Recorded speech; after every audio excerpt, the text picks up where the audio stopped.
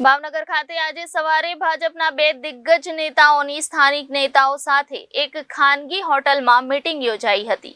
ગૃહ રાજ્યમંત્રી હર્ષ સંઘવી અને પ્રદેશ સંગઠનના મહામંત્રી રત્નાકરજી ઓચિંતી મુલાકાત અને બેઠકને લઈને અનેક પ્રકારની ચર્ચાઓ સામે આવી. ભાવનગર ખાતે આજે સવારે ભાજપના બે દિગ્ગજ નેતાઓની સ્થાનિક નેતાઓ સાથે એક ખાનગી હોટલમાં મીટિંગ યોજાઈ હતી.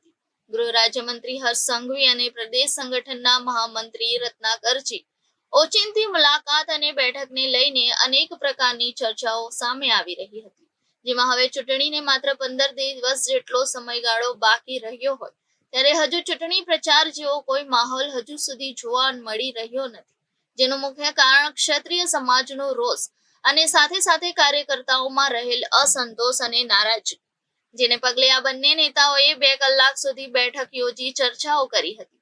આ બેઠકમાં સાંસદ ભારતીબેન શિયાળ, ધારાસભ્યો, સંગઠનના હોદ્દેદારો ઉપસ્થિત રહ્યા હતા. મીટિંગ પૂર્ણ થયા બાદ બંને નેતાઓ એરપોર્ટ તરફ જવા રવાના થયા હતા અને મીડિયા સમક્ષ કોઈ પણ પ્રતિક્રિયા આપી ન હતી. ત્યારે આ બેઠક બાદ આગળ શું છે તે જોવું રહ્યું.